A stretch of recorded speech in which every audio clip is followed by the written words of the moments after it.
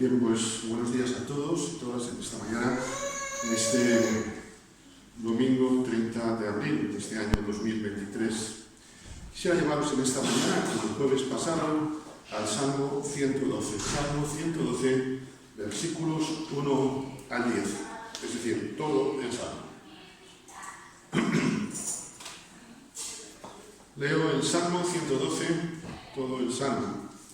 Bienaventurado el hombre, ser humano, que teme al Señor y en sus mandamientos se deleita en gran manera.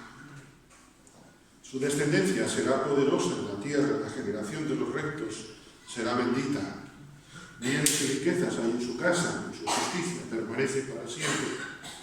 Resplandeció en las tinieblas luz a los rectos, es clemente, misericordioso y justo. El hombre que de bien tiene misericordia y presta, gobierna sus asuntos con juicio, por lo cual no resbalará jamás. En memoria eterna será justo. No tendrá temor de malas noticias. Su corazón está firme, confiado en el Señor. Asegurado está su corazón, no temerá, hasta que vea en sus enemigos su deseo. Parte da a los pobres, su justicia permanece para siempre. Su poder será exaltado en gloria. Lo verá el impío y se irritará, es decir, se enfadará porrotudamente. Crujirá los dientes y se consumirá. El deseo de los impíos perecerá. Como vimos el jueves pasado, toda acción tiene una reacción. El Salmo 1 es la acción. Bienaventurado el hombre que confía en el Señor.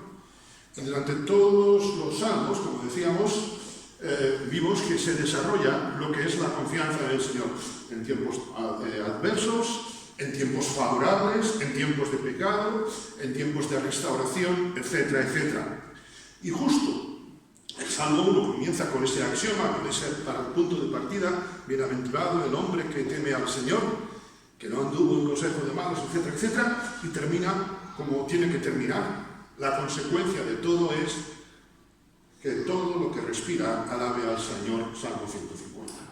El libro de los Salmos es esto, es una acción-reacción. Y este Salmo que estamos meditando precisamente repite este mismo esquema: acción y reacción.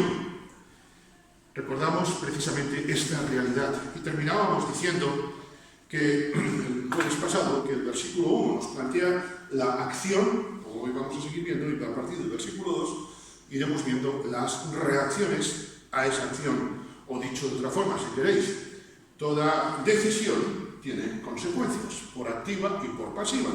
Incluso el no decidir es una decisión en sí mismo y nos lleva a consecuencias.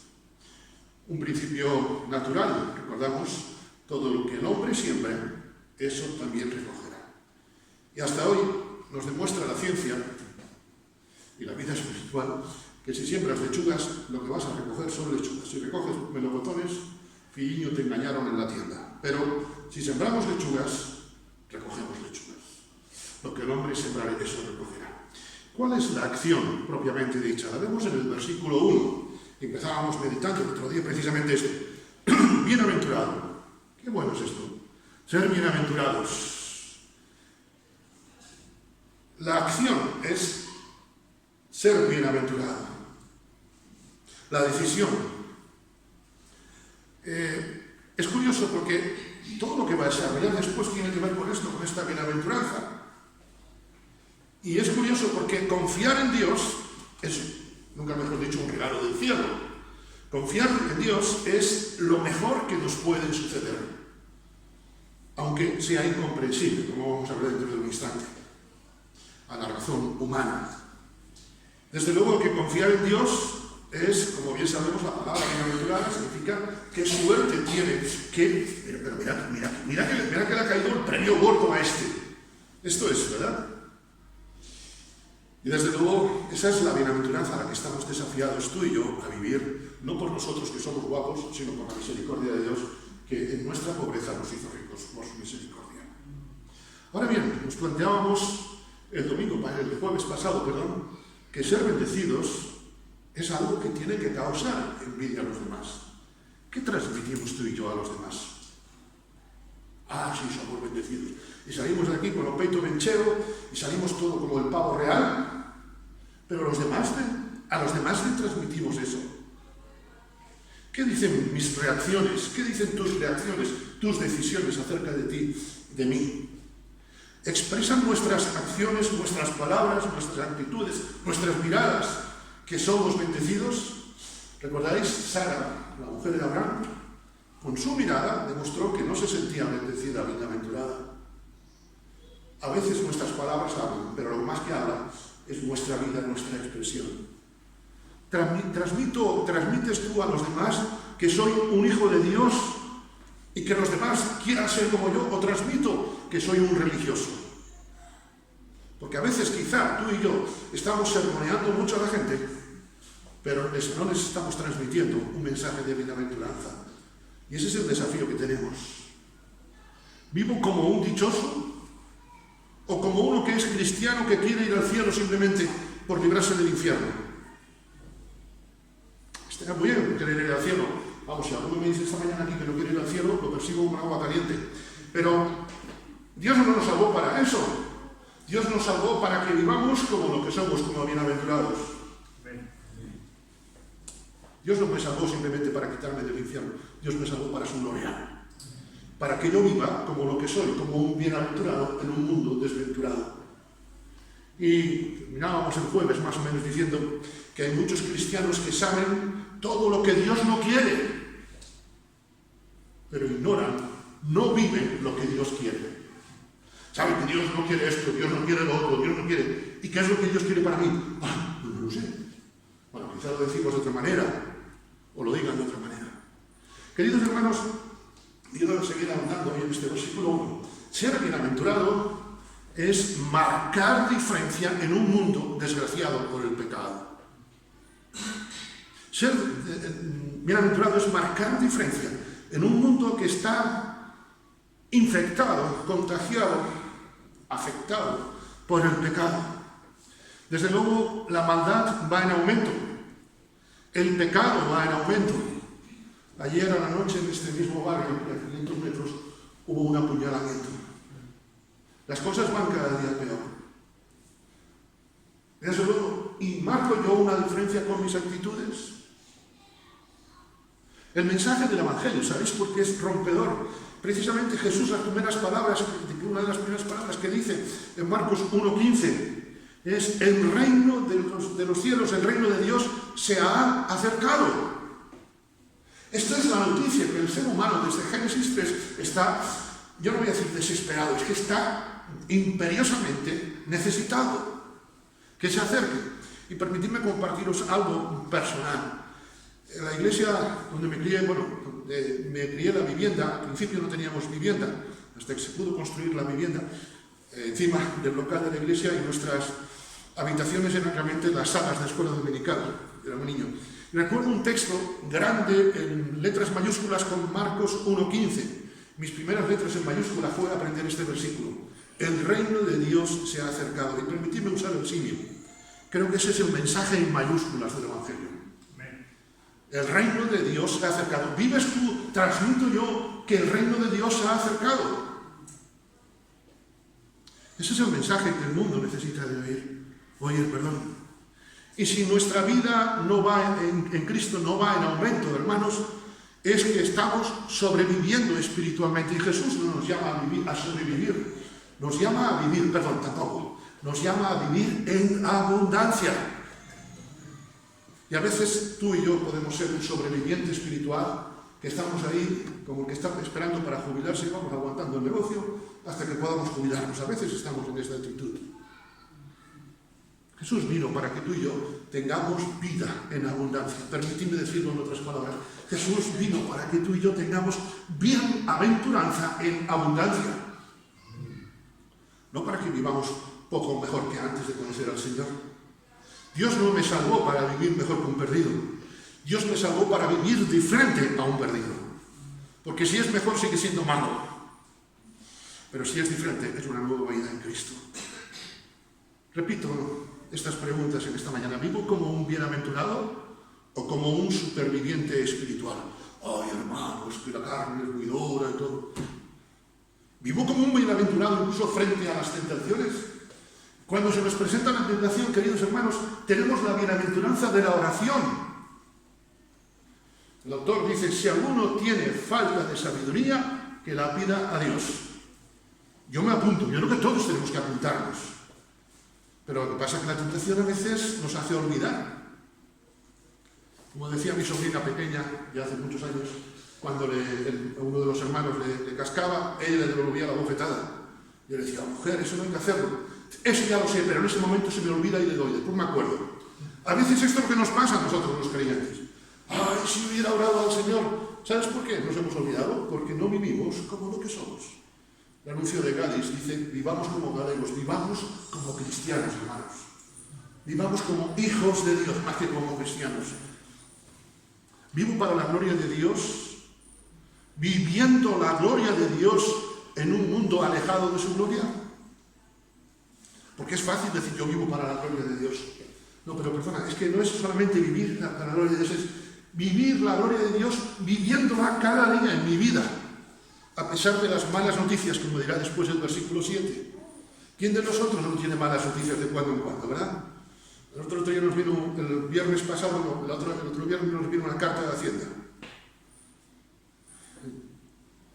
Te puedes decir, una carta de Hacienda un viernes da una alegría enorme, ¿sabéis? Después del sintrón creo que es lo que mejor va para los nervios. Realmente cuando fuimos a abrirlo yo dije, no tenemos temor. Y gracias a Dios no hubo ningún problema. No os pilléis. Si no me veis en unos días, no es por eso. Qué bendición es vivir como lo que somos. Queridos hermanos, vives para la gloria de Dios, viviendo la gloria de Dios en tu vida, a pesar de vivir en un mundo desgraciado, en un mundo que no es bienaventurado. Pero dice, bienaventurado el ser humano, la persona que teme al Señor. La bienaventuranza es algo que transforma toda nuestra vida. Si yo no vivo como un bienaventurado es porque mi vida no está siendo transformada por el Señor. Y ya sé que nos falta todavía mucho del Señor. Es más, hasta que estemos en su presencia. Mientras tanto, Él está haciendo una obra de perfeccionamiento en nuestras vidas. Y a veces más que de perfeccionamiento, me atrevo a decir, es de mucha paciencia. No sé con vosotros, pero Dios tiene conmigo muchísima paciencia. Pero dice, el que es bienaventurado es el que teme al Señor. La palabra traduce venera. Varias versiones usan la palabra venera al Señor. Qué bendición poder amar al Señor. Amén. Qué bendición temer al Señor. No en el temor sentido de miedo, sino de respeto. Tener respeto al Señor, de venerar al Señor. Cuando veneras algo es, vamos, pierdes el tiempo, pierdes todo, como veremos. Yo no sé si Juan, el autor de las epístolas, pensaba en el Salmo 112. Vamos a suponer que quizás sí, quizás no lo sabemos. Pero nos dice en su primera epístola a Juan. Son versículos que si no conocéis de memoria, después nos enteramos tú y yo. Mirad cuál amor nos ha dado el Padre, para que seamos llamados hijos de Dios. ¿Me conocen los demás como un hijo de Dios? Porque a veces me he quedado solo con lo de mirad cuál amor nos ha dado el Padre. ¡Ay, qué bueno! Pero Dios nos da su amor para que los demás sepan que somos hijos suyos. Y este es el desafío. La iglesia no crecerá, la iglesia, permitidme, se cerrará, esperemos que no, si no vivimos como lo que somos, si no transmitimos a los demás que somos hijos de Dios. Y concluye, nosotros amamos a Dios porque Él nos amó primero. Me gusta mucho una versión en paráfrasis que leí cuando tenía 18, 19 años. Nosotros nos enamoramos de Dios porque Él se enamoró primero de nosotros. Bendito sea el Señor. ¿Sabes? Dios está enamorado de ti y de mí. ¿Y vivo yo como un enamorado de Dios? Porque es muy fácil decir, Dios me ama. Yo también le amo, aunque me falta mucho. Pero ¿saben los demás que amo al Señor? Muchos, desde luego, veneran, temen su trabajo, respetan su trabajo, respetan a la familia. Como aquí hay alguno que no respeta a la familia, mal asunto. Y es necesario, es una bendición respetar a nuestra familia, amarles. Algunos también pierden la vida a veces por su posición social. El otro día veía un reportaje de artistas o celebridades que han arruinado su fama por una frase. Es curioso. Y después nunca más recuperan ni su prestigio, ni siquiera su autoestima. Hay algunos que lo que veneran es eso. Y desde luego, queridos hermanos, es genial, es honesto amar a nuestros familiares. ¿Qué menos que respetar a los demás? Sentir pasión por nuestros descendientes. Yo con mis sobrinos nietos, vamos, no me cabe el corazón en el pecho, ni el encuentro babero de mi talla. ¿Me entendéis? Si eso lo hacemos por los seres humanos, que somos finitos, ¿qué no hacerlo por Dios, que vamos a estar la eternidad con Él? O mejor dicho, que ya estamos con Él desde ahora hasta la eternidad. Queridos hermanos, la auténtica dicha, aparte de las dichas terrenales, riquezas, posición, etcétera, etcétera, la auténtica dicha es venerar a Dios, respetar a Dios. Porque recordáis, este es el principio de la sabiduría. El principio de la sabiduría es el temor, el respeto, la veneración a Dios. Venerar al Señor, temer a Dios, es buscar una relación cercana con Él. Una relación más cercana cada día con Él. Más íntima con Él. Cada jornada, ser inconformista, ¿sabéis ese lema a veces un poco cursi del amor? Hoy te quiero más que ayer y menos que mañana. Pero eso con el Señor funciona. Lo vivimos con el Señor. Amo más al Señor de lo que llamaba hace un año, de lo que llevamos ya 4 meses, hoy terminamos este primer cuatrimestre. Amo más al Señor que lo amaba a principio del año. Y sé que a lo mejor es poca cosa, pero si no amamos al Señor más, es que hemos perdido el tiempo. Salmo 25:14, la comunión íntima de Jehová es con los que le temen, y a ellos les hará conocer su pacto. La Biblia de las Américas traduce: los secretos del Señor son para los que le temen, y Él les dará a conocer su pacto. Los secretos, la comunión íntima. Hay cosas secretas de Dios que nunca conoceremos, pero hay otras que el Señor quiere que conozcamos y que nunca conoceremos simplemente porque no nos hemos acercado más a Él. Permitidme decirlo y esperar a terminar la frase antes de apedrearme, por favor. Dios no quiere que tengamos comunión con Él. Dios quiere que tengamos comunión íntima con Él, que es diferente. Porque la comunión puede ser incluso, digamos así, una cosa formal. Recordamos en 2 de Crónicas el rey Sedequías hizo todo lo recto delante de Jehová, pero no de perfecto corazón. Dicho en lenguaje actual, siglo XXI, Sedequías era un buen cristiano evangélico, pero que no tenía intimidad con el Señor. Hermanos, a veces le damos más valor a cosas importantes, como son las bendiciones de Dios. A veces le damos mucho valor al cuidado de Dios, que es importante. Nosotros al salir esta mañana por la puerta, bueno, antes de salir obviamente, orábamos: Señor, cuídanos. A veces le damos importancia a la salud, y por supuesto que hemos de orar por los enfermos, y confío y en base creo, predico y pregono que Dios tiene poder para sanar. Pero hay algo más extenso que todo eso. Hay algo más extenso que la bendición de Dios en mi vida, que lo que se pueda medir. Es la comunión íntima con el Señor, porque todo lo demás, la salud, un día Funeraria Peña llevará mi cuerpo seguramente. Las cosas en el banco quedan. Los terrenos, las propiedades, nuestros títulos quedan. Pero solo lo que permanece es nuestra vida con el Señor. Y si yo no aspiro a adorar a ese Dios, entonces, mal asunto.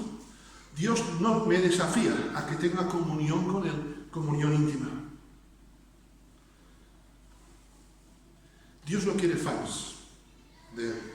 Dios quiere adoradores de Él. Durante el ministerio de Jesús aparecieron, se montó un club de fans tremendo, ¿recordáis? La gente seguía multitudes. Vamos, Jesús tenía un club de fans tremendo. Pero cuando llegó el momento de la verdad, ¿qué hicieron esos fans? Le dieron la espalda. Solamente le siguieron unos cuantos, ¿recordáis? Dios no quiere fans. Dios quiere adoradores. Podemos ser fans evangélicos, pero no ser cristianos que temen, que veneran a Dios. Permíteme una serie de preguntas en esta mañana. ¿Temes a Dios? ¿Temo a Dios? Permíteme personalizarlo. ¿Temo a Dios en mis conversaciones cuando nadie de la iglesia me ve? Porque filliño, si estás con alguien de la iglesia, entonces vamos. Tenemos el diccionario de María Molinera ahí en letras de oro. Pero ¿y cuando los demás no están? ¿Venero a Dios cuando he de tomar decisiones que seguro son honestas? Os comparto, no soy ejemplo de nada, os lo digo de corazón. Una de las cosas por las que yo oro cuando voy a hacer algo es lo siguiente: cuando voy a comprar, aunque sea la lista de la compra, para que el Señor me enseñe a administrar. Son pequeñas decisiones, pero una alabanza nuestra dice: he aprendido a verte los detalles. ¿Sabes? Y Dios se manifiesta en los detalles. Como decía Teresa de Ahumada, Dios habla en medio de los pucheros. Vivo la bendición de honrar a Dios cuando hago amistades, cuando hago negocios. Honro a Dios cuando las cosas no salen como yo quiero. ¿Quién no ha tenido algún encontronazo en la carretera? Me duele que nadie levante la mano. Esto también va para el predicador.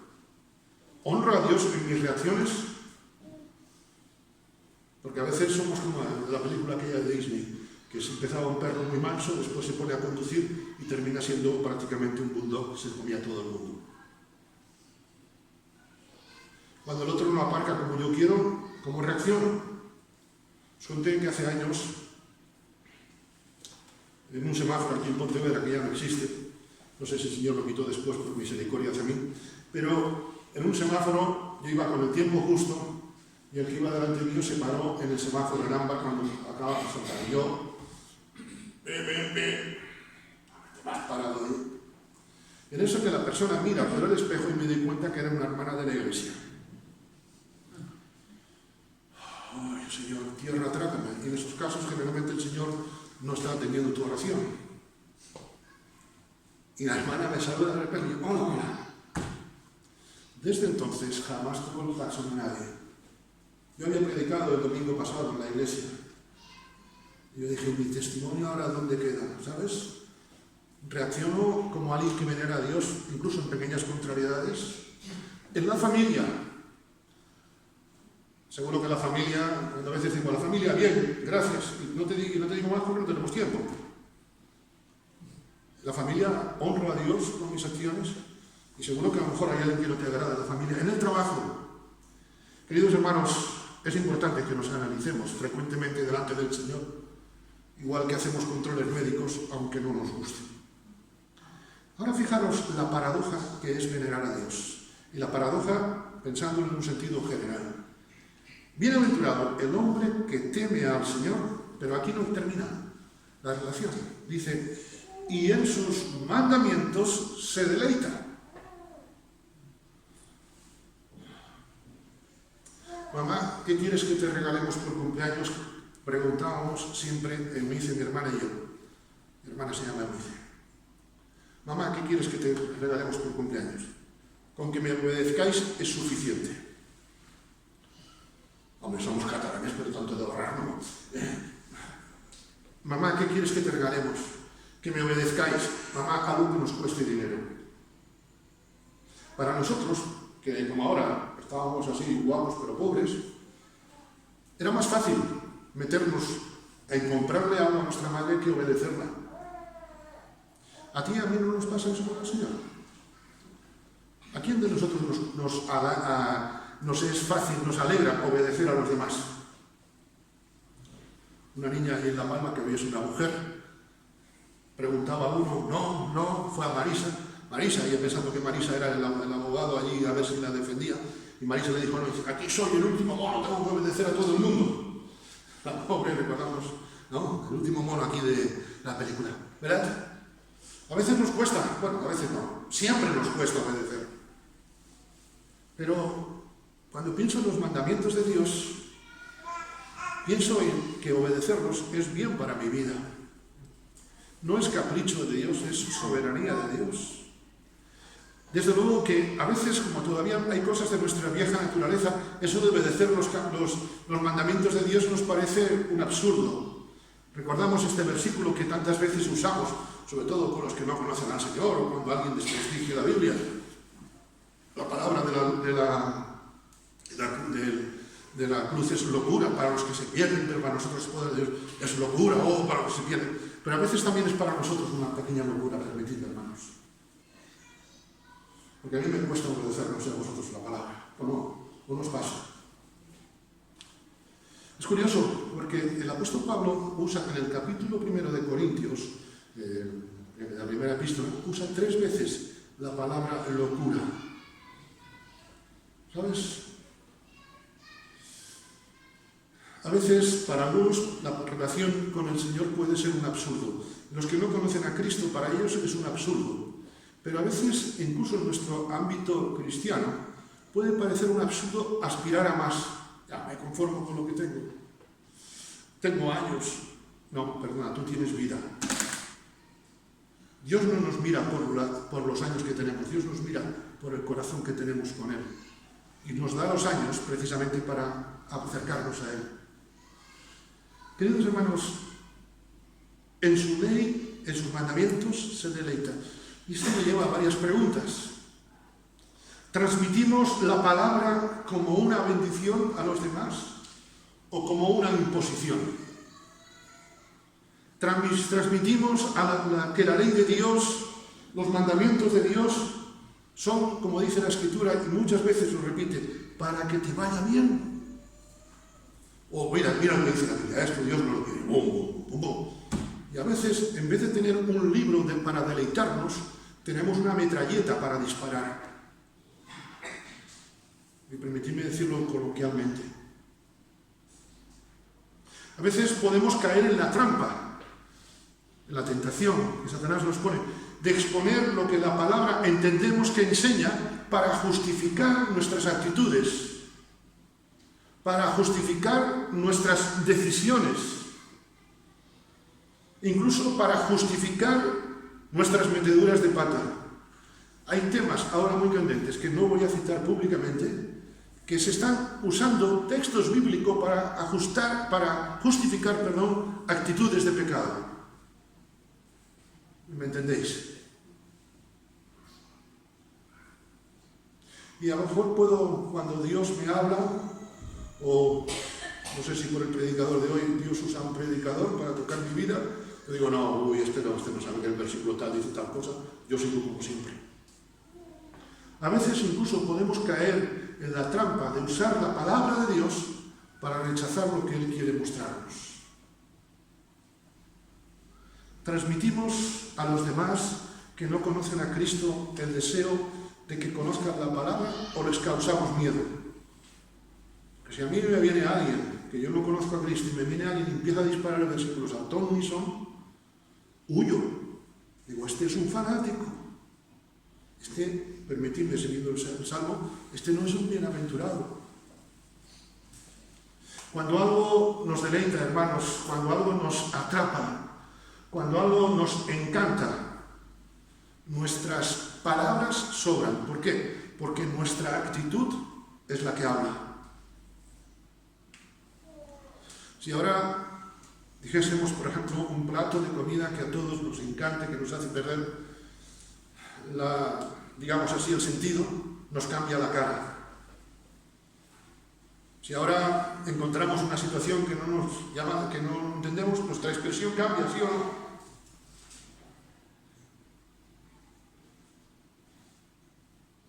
Cuando hay algo que me gusta o me desagrada, los demás se dan cuenta, por muy errática que sea mi expresión. Los demás se dan cuenta que yo me deleito en la palabra de Dios. Porque la dice, la Biblia dice. Se trata de, mira, Dios me expresa esto, incluso no hace falta a veces ni siquiera citar un versículo. Tu testimonio, tu deleite es suficiente. ¿Cuánto tiempo dedicamos a deleitarnos en la palabra de Dios? No digo cuánto tiempo dedicamos a leer la Biblia, que se supone que la leemos, sino cuánto tiempo dedicamos a meditar la Biblia. ¿Renunciamos a otras cosas para dedicarle tiempo a la palabra de Dios? Porque para deleitarnos en algo, hemos siempre de dedicar tiempo. ¿No os ha pasado alguna vez que estáis entretenidos con algo? Bueno, son las 7, hasta las 7:30 tengo tiempo, y cuando te das cuenta que son las 8 menos 20, ¿sí o no os ha pasado alguna vez? ¿Y cuántas veces te pasó eso con la palabra? Pues ahora que agacho también mi cabeza. Permíteme en esta mañana, ¿cuál es el último pasaje en el que te has deleitado? Perdona, ¿cuándo fue esa vez? Porque podemos decir, ay, pasajes, Salmo 23. Pero perdona, ¿cuándo fue eso? Siempre. Eso no significa que hace mucho. Y esperando no alargarme mucho más de 5 minutos, dice que se deleita en gran manera. Es que sería un absurdo no deleitarse en gran manera. ¿Sabes? La bendición de Dios no aburre. Una de mis pasiones, lo sabéis, es la informática. Y no me aburre. Me aburre la palabra de Dios. Me cansa leer. Me cansa estar a solas con el Señor. ¿Cuánto tiempo dedico pues, a hacer, por ejemplo, una caminata de oración a solas? O quizá en casa, o donde sea, cuando saco el perro, poder dedicar también tiempo a orar. Cuando algo nos agrada, nos apasiona, todo nos parece poco. Por eso ansiamos más. Yo creo que esto es lo que sintieron los discípulos cuando allá en Lucas 17:5 claman, Señor, aumentanos la fe. ¿Sabes? Hablábamos de ser bienaventurados. Un bienaventurado es alguien inconformista. Si eres forofo de un equipo, sabes lo que estoy diciendo. Si eres forofo, tienes un hobby, sabes lo que estoy diciendo. Que la palabra no sea un hobby, sino nuestro deleite. Nuestras vidas espirituales, hermanos, a veces dejan mucho que desear. Nuestras vidas espirituales a veces simplemente sobreviven porque nos deleitamos en la palabra lo justito para el día. Nada más que una pastillita. Y el Señor quiere que nos tomemos el frasco entero. ¿Entendéis? Nuestras vidas espirituales no crecen al ritmo que Dios espera, porque nos hemos conformado muchas veces con lo que aprendimos al inicio de nuestra vida espiritual. Y si hemos nacido a lo mejor en un hogar cristiano, con más motivo a veces tenemos esta tentación. Ya, esto lo sé yo desde niño. Como decía un sobrino mío una vez, esa historia ya me la sé. ¿Qué tiempo dedicamos a Dios? ¿Qué calidad de tiempo dedicamos a Dios? ¿Qué decisión tomamos como creyentes? Porque de esto, queridos hermanos, dependerán los resultados, las consecuencias que iremos viendo, si Dios lo permite, a partir del próximo domingo. Así pues, estos 4 aspectos, bienaventurados, quien teme, en segundo lugar, a Dios, en tercer lugar, en su ley se deleita, y en cuarto lugar, lo hace en gran manera, son la acción. Nuestras decisiones en el Señor tienen consecuencias, y la decisión que tomemos hoy tiene consecuencias, sea para seguir igual, o sea para acercarnos más al Señor. A partir del versículo 2, como digo, veremos el desarrollo. Mis hermanos, no esperemos grandes cosas de Dios si no le damos todo a Él. Cantábamos, yo tengo mis notas, fijaros, sin saber si va a ser esta alabanza para ver cómo el Señor prepara las alabanzas que hayan venido con manía al dedo. Mi padre Eduardo nos decía al principio que toda la gloria sea de Dios, precisamente. No esperemos grandes cosas de Dios si no le entregamos todo a Él. Por al fin y al cabo, todo lo debemos a Él. Que el Señor os bendiga.